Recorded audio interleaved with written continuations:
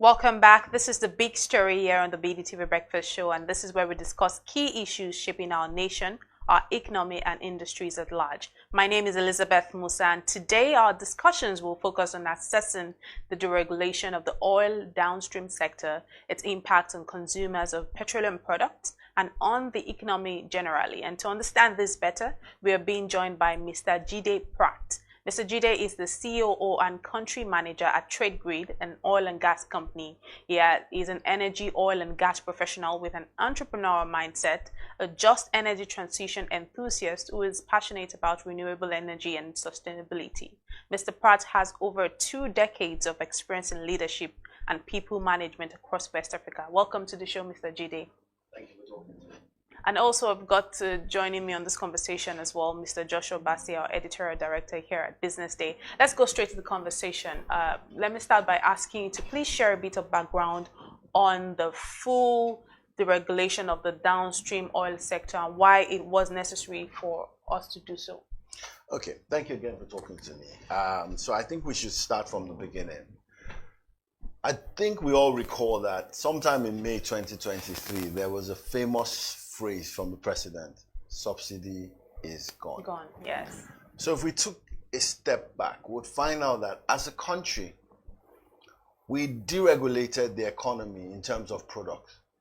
So if you look at the fact that things like gas oil, which is diesel, and aviation fuel, which is jet fuel, this product had been deregulated a while back.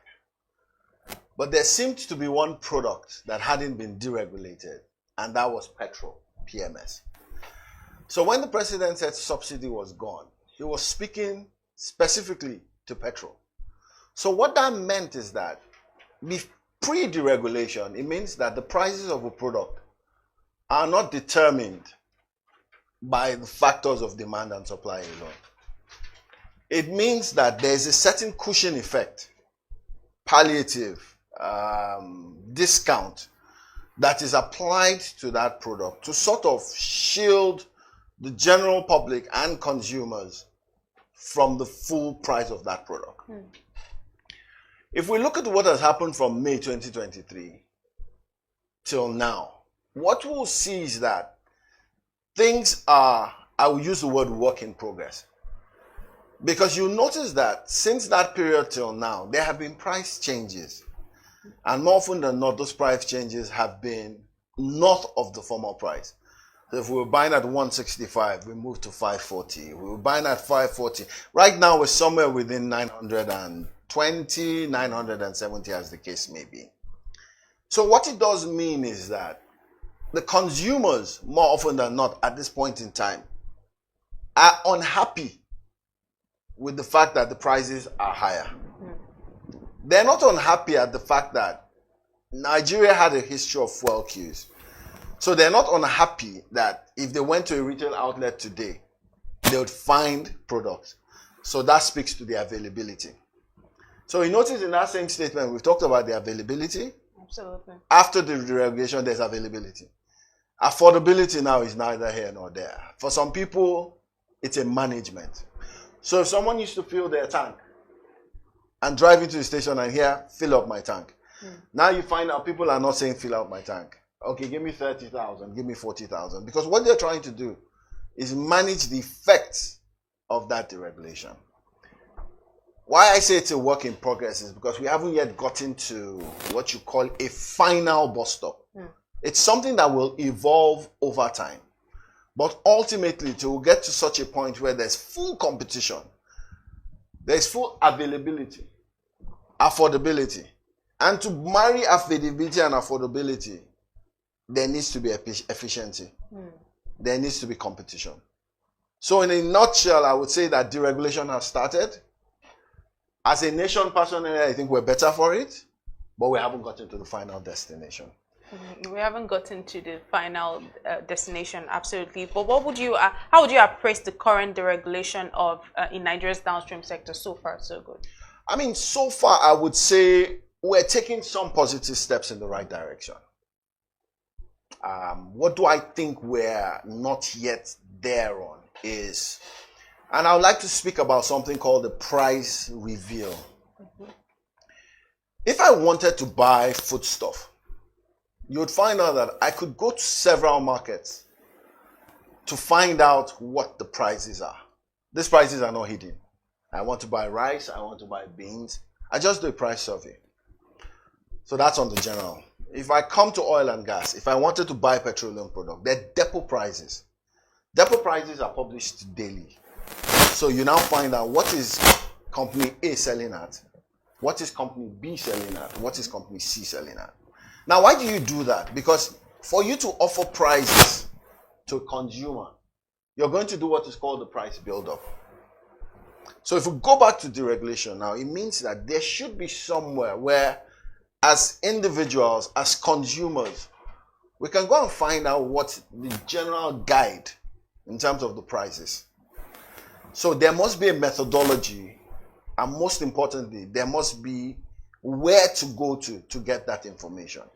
And that's a regulatory concern. It's not a commercial concern.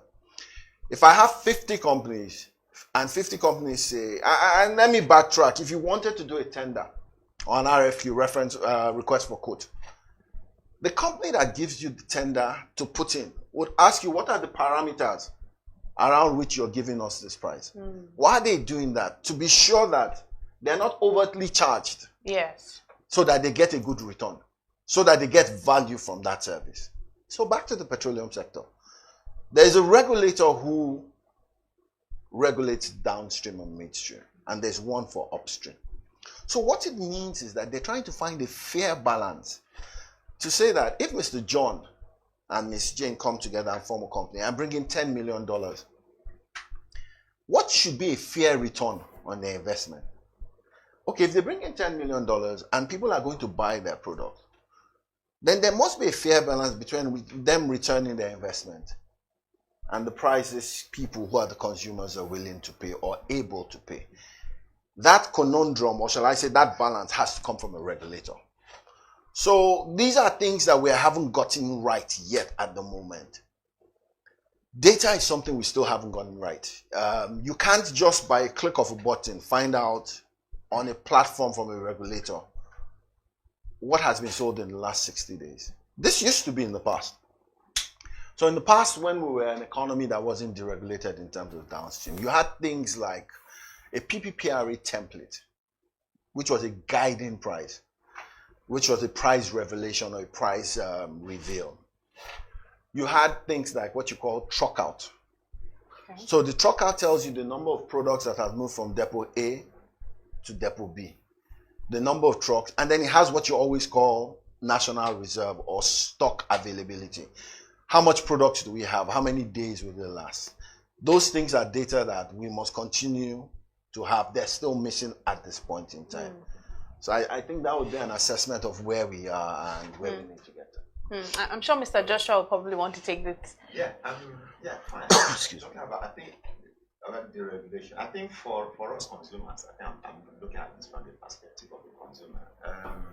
Yeah, it's good for us because, like you said, competition is kicking in.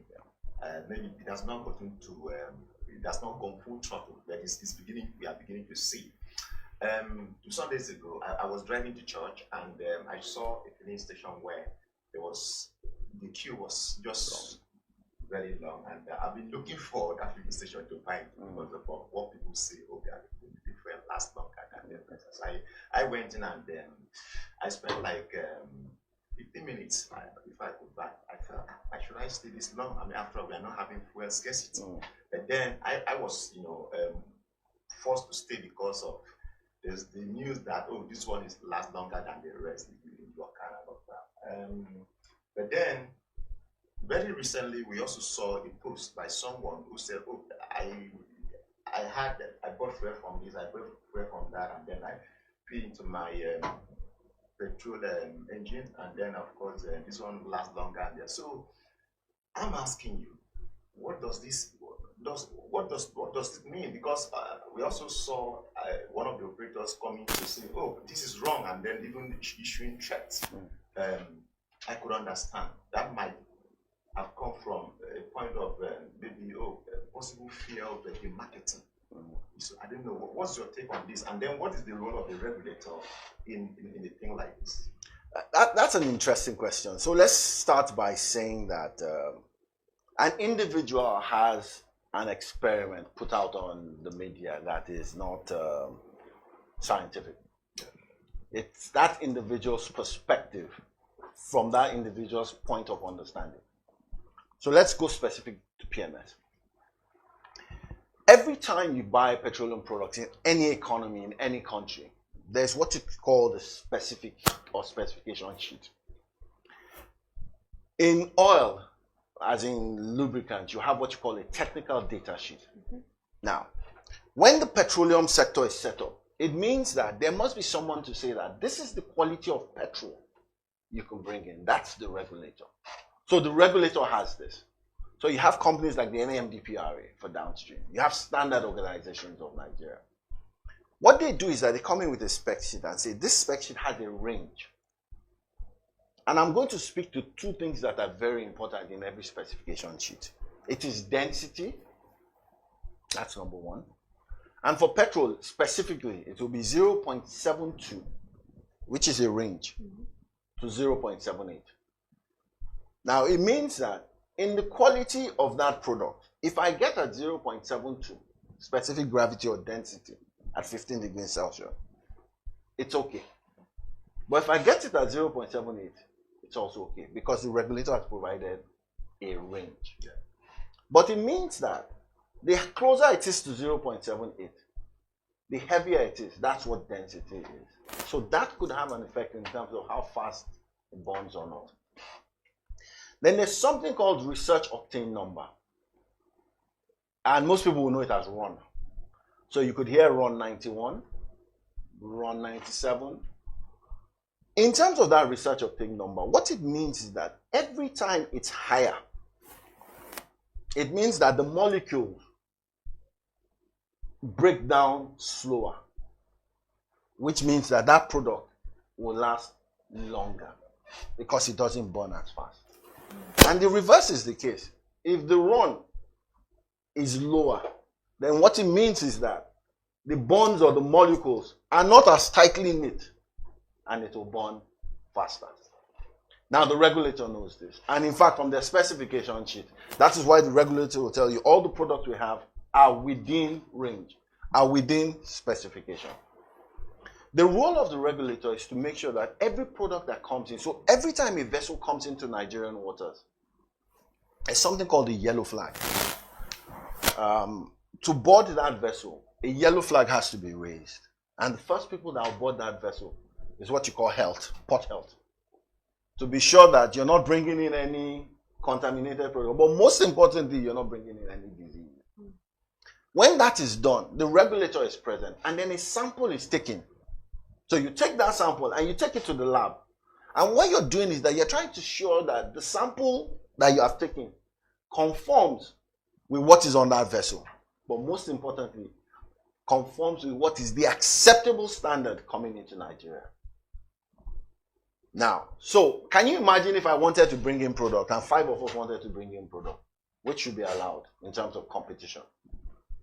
And I bring in product that is closer to a higher octane level and a higher density. And then I sell it to my outlets. And then people come and but this Ford that I bought yesterday seems to have lasted. They're not saying this based on any scientific understanding. Background, yeah. But it's a feeling. And I tell people perception is always often larger than reality. But it also means that in that statement, there's another thing that is called the integrity of the pump, or pump integrity. It means that if I took a measuring can from station A and pumped in 20 liters, if the measuring can reads 19, then what it means is that it's not really 20 liters. If I go to another station, measure it, and it gives me 20, then I can go around saying 20 for 20. Let me keep going to this place. Now, I said that to say this. We've talked about two different parameters. We've talked about the quality. We've talked about the role of the regulator, which they are playing in terms of sending out those certifications. But there's also the perception part of it. If I perceive a certain fuel is better, then by a friction, I'm going to keep going to that station to keep on buying. Because I'm comfortable with two things. The fact that I think it lasts longer, not based on any scientific argument, and because I'm comfortable with the look and feel of the station or the customer service that they give me. So you see, in this band, we've talked about the quality of the product, and there are clear parameters in terms of the quality of the product, in terms of what we should look for. And that's why the lab testings are done. You can't bring in a vessel into Nigerian water and discharge without the regulator knowing about it. But is the regulator playing this role? And effectively? Oh, effectively is a relative term. Personally, and when I'm speaking, I speak as myself. I do not think that we've gotten to the best efficiency levels in terms of regulation in the country. And I say that based on what I see. I think that there needs to be more dynamism. There needs to be more transparency. And then we need to have a regulator that is a point of call. So if I feel that this product is not, I should go to regulator and give me the test samples you get. This is the results I got. So I also feel that when there are miscommunications or feelings as individuals, the place to go to find out what is real and correct should be the regulator. I don't think that that is what it is at the moment. Something as easy as a price revelation or a price reveal or a price transparency should come from the regulator. So there should be no confusion as in what is the, and I mean, if you go to the PIA, it's extremely clear. Whether I'm a refinery, whether I'm importing, I am supposed to give the basis of my pricing to the regulator. Why does the regulator need this? To be sure that I'm not taking undue advantage of the consumers, and I'm also not defying in terms of quality and pricing it at. So let's go to that. If I say that the sulfur content in this product should be 50 particles per million. I don't want to go technical because the crowd is not all.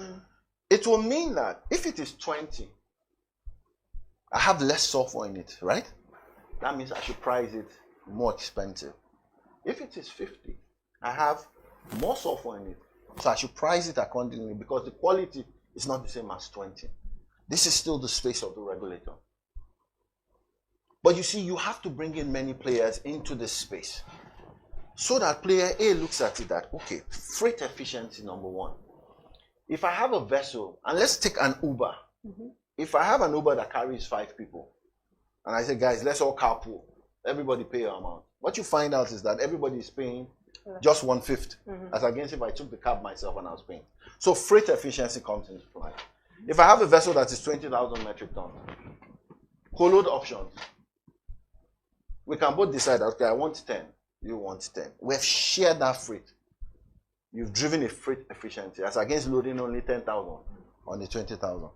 But what is the aim of what I've said? It means that to the final consumer, because I've been able to drive a freight efficiency, then it means that even though competition in this case is a collaboration, we're able to offer a better price to the consumer.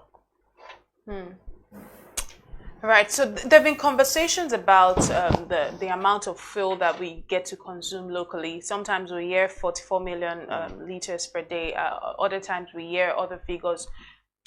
What do you know about, can you give us some insights about the Nigeria's daily consumption? Also, how much more should we still be importing? Should we be importing? And if we should be importing, how much more should we be importing? Interesting question. And let me start from the end. Should we be importing? Yes. Should we be buying locally and refining locally? Yes. If you want to drive efficiency, you must enable competition. So when we say subsidy is gone, it becomes an all-commerce affair. All commerce that have the capacity. So the first answer, and I need to be clear, personally, yes, we must continue to import, and yes, we must continue to buy locally. Now let's speak to the daily need. Back to what I said in terms of data, and this is where I also think that the regulator can do better. In the past, there used to be a channel where, you remember what you call PEF, Petroleum Equalization Fund? Yes. Yeah. PEF was a system where every truck that carries petroleum product reimburses or claims from the fund. Okay. So we had metal RFID scanners that were tagged on trucks so that you know where a product is coming from and where it's going to. without any fear of contradiction, our borders are not as tight as they should be. So before subsidy was born, or before subsidy is gone, we found out that there was an arbitrage because we were selling our product at a subsidized rate. Meanwhile, it was more expensive outside. So people were able to take advantage of that and buy it locally and then take it across the border. So in that stage, what you found out is that we had an unrealistic and a bloated figure for our daily consumption. I think it was reduced. If I had to hazard a guess towards what I think as a country we use in terms of petrol, I would say something within the neighborhood of 30 to 35 million liters a day. Okay. And I'm saying this based on what I knew in the past and what I think is still obtainable. And it's for two things. People are buying less fuel at a time. And we talked about people filling their cars and saying that, give me full time. Those things have reduced. But I also think that less products are going across the border. I also believe that.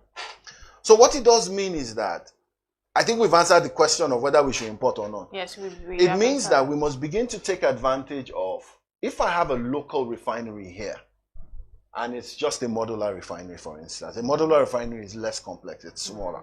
Then it means that it should be able to feed that environment, that region where it is, that distance where it is, because I mean, it's producing quote unquote locally.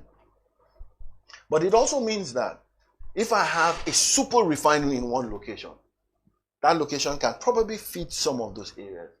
But what happens to smaller ports, like if I wanted to go to Onne, Calabar, Warri, what happens in those instances? I must be able to take in vessels into those locations. Don't forget, competition should drive efficiency. So it becomes very inefficient to go and buy from a certain location, let's say in Lagos, and then take it by truck to Calabar. It means that you have added to the landed cost, but you've also increased the final selling price because of the distance. In the past, we had pipelines. As those pipelines began to get older, vandalism set into it, then we could no longer distribute efficiently or effectively by pipeline transfers. So it's a combination of the two things. Bring in players, let them compete, let them drive efficiencies. But most importantly, the customer is able to get, because you see, availability, affordability, accessibility, and adaptability. Those are the things that drive energy security. In being energy secure, do you want a single source? Single sourcing in demand and supply is not a good thing to have, because in the unlikely event of a problem, how does business continuity happen? So it means that as a market that is fully deregulated, allow entry, competent entry, maintain quality, and that quality we're talking about has to be from the regulatory point of view. But most importantly, the efficiencies that are driven must enable you go to the retail station and wait 15 minutes, because there's something you're seeing that resonates with you. But if you don't have competition, if you don't have an all-competent commerce affair, then these things disappear. So basically, competition fuels competence. Yes, it drives competence and efficiency. That's which is good for consumers. Without a doubt. At the end of the day. Without a doubt. But then let me also ask, 5 years to this time, we were told Nigeria, the picture was painted, for Nigeria. No, once the Dangote refinery, come on stream, it's going to be so good and all of that. We were like just waiting for this to happen. And finally, it happened. But it doesn't seem to. We don't seem to be getting that Eldorado picture that was painted for us. Oh, that one this thing happens, and then there will be so much relief. Nigerians are not really having that relief. Unfortunately, again, we are also seeing some difficulty, even on the part of the Dangote, to even source for crude to be able to refine for Nigerians to be able to have that's no benefit. I really don't know what's your take on this. Why is it that the local refineries, which we were, clamoring for, and are now here, also some modular refineries here and there, and the big one, I would say. And of course, they were told that the Port Harcourt has started, then worry and all of that. But then we are not seeing that relief. We are not ramping up local capacity for production. Yeah. We are not getting that big relief that we were told. So let's put this in perspective. Yeah, and I like your questions. They're very brilliant. If you look at it that you ended this statement by talking about the ramp up. So it means that two things must happen. And I'm going to start from the refinery. When the refinery came on, we all thought it was a silver bullet. Some of us who looked deeper said no. It's a step to solving a major crisis. So what was the first major crisis? 5 to 10 years before the refinery came on, the Dangote refinery, all our petroleum product was imported because there were no local refineries. So what it meant is that it solves the problem of refining without a shadow of a doubt. But it also had to ramp up. So if you notice now, the Dangote refinery is about 550,000 barrels out of its nameplate capacity of 650,000 barrels per day. So she's been ramping up. You talked about Warri, you talked about Port Harcourt. Those are older refineries. They had to do some turnaround maintenance. Now that they're running, they cannot run at 100% capacity immediately. They're going to have to ramp up. It's also important to say that when we talk about ramp up, we were in a country where at a certain time we were producing 1 million or about 1.1 million barrels of crude oil a day. This was because of oil theft, inaccurate data. We're at 1.75 today. And we're at 1.75 because they've been able to ramp up. But in that ramp up, there's a combination of two things, crude oil and what you call condensate. Now, condensate, just assume condensate is a mixture of oil, water, gas, but there's a value to it. So the Nigerian government takes it that, look, as long as we can have value from it, then that is what we're going to declare. So we've ramped up. When you ramp up, you're able to allocate, because there are a lot of modular refineries that haven't been getting crude. And they're still not getting crude. So it means that if that's the feed that makes them, because a refinery's main primary job is to crack crude oil into heavy or light distillate. It's as simple as that. What are heavy or light distillate? Things like diesel, LPFO, so that's a combination. Petroleum products, more or less. So what you find out is that while ramping up, we must be able to also allocate. So a super refinery will go in and say that, look, I'm supposed to get 600,000 barrels a day. I'm getting 200,000 barrels a day. What do I do with the gap? They will go and import that gap. But once they import that gap, they have a decision to make in terms of, do I want to sell this locally or do I also want to sell export? Because they also have to try and cover the investment. Yeah? Now, for other guys who are also importing, they're looking at the price. And there's an import parity, export parity that they need to balance. But ramp up is the key thing I need us to continue to speak about. So assuming we get to 2.4 million barrels a day, what it means that there's so much more available for the refineries in terms of allocation. But it also means that in terms of revenue to the Federation coffers, there's also much more money. So ramping up has to be what we need to look at. So Nigerians need to look at it that, okay, this is where we were last month. This is where we are now. I would say that there's an interview a lot of people need to look for. And I would implore you to also look. Mrs. Verheijen, who is the special advisor to the president on energy. I often do not listen to a lot of people in government because I think they just give us rhetoric. But her interview was brilliant because it told us where we were before. She also spoke to where we are now and also spoke to where we are going. That, in my opinion, is an interview that inspires confidence in what is being done. I'm not a government fan to be blowing their trumpet, but you see, we must acknowledge when they do something right, we should help. We must talk about it. So you need to look at what they've done, how we've been able to ramp up. With the Seplat deals, there's so many deals, if you remember, at the end of the year, last year, that became final investment decisions, they were signed. That is something that had been missing for over a decade. So with that, you now find out that confidence has come back to Nigeria. It goes without saying that the crude oil from Nigeria is what you call sweet crude. So it's always sought after.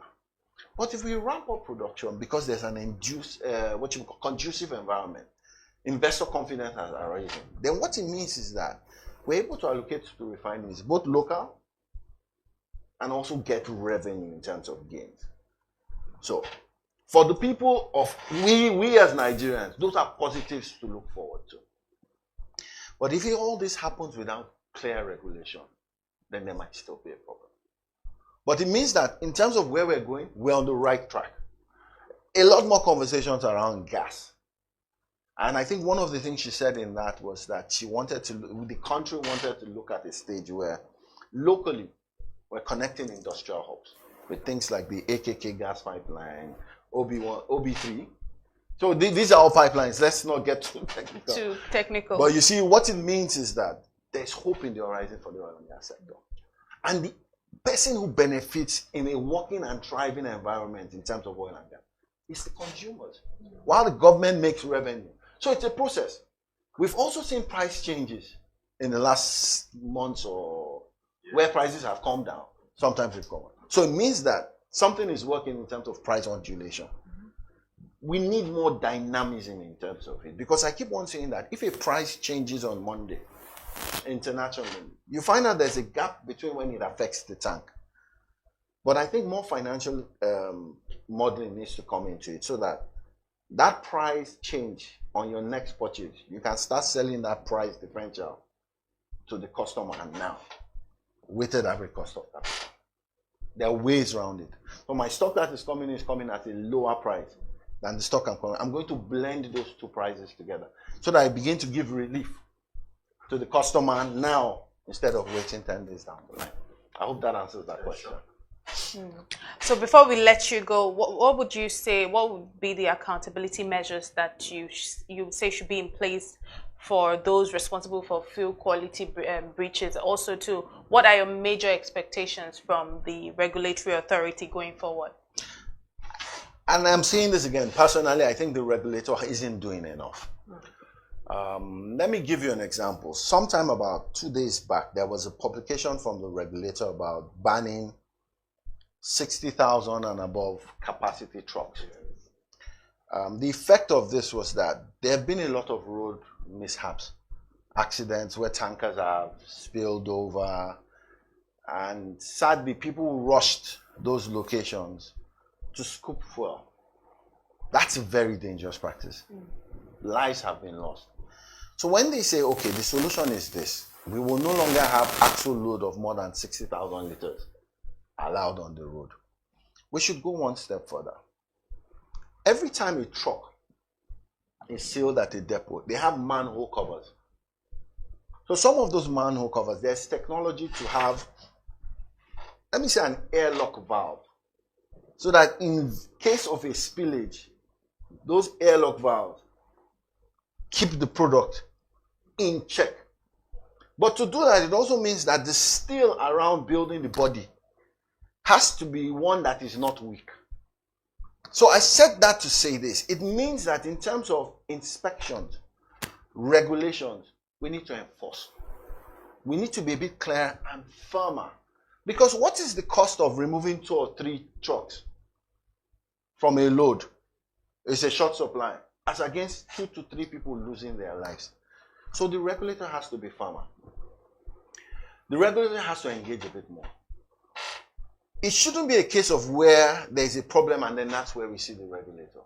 The regulator should be able to say, if you go to my website on so you can see prices, you can see rules and regulations. They need to get a massive. We have a young population. So while we have a young population as a country, you find out that sometimes they're impatient in terms of reading. So find ways of communicating the message in a clear, concise and succinct manner, but involve them. The more they understand, then the better for us as a country.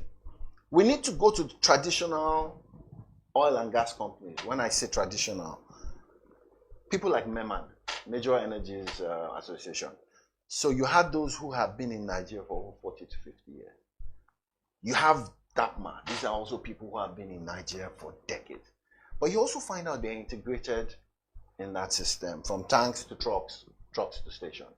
So if you begin to drive compliance from their viewpoint, then it's easy to permeate across the country. the petroleum tanker drivers, Nupeng, they need to see the value in enhancing technology around safety. While you have a truck that is tracked from point A to point B, it still goes to the fact that if this truck turns over, is it able to keep the product inside without a spillage? These are things we need to begin to enforce, not tomorrow now, even for the 45,000. And it's a process because it comes with capital. So there also has to be patient capital from the country. Infrastructure capital. This is capital that is not at 37%. You get my point. It has to be, I don't want to use the word cheaper, but I'll say patient capital, because they're going to have to invest to upgrade. But in that, there also has to be probity. So you're not giving money to someone who's out of business.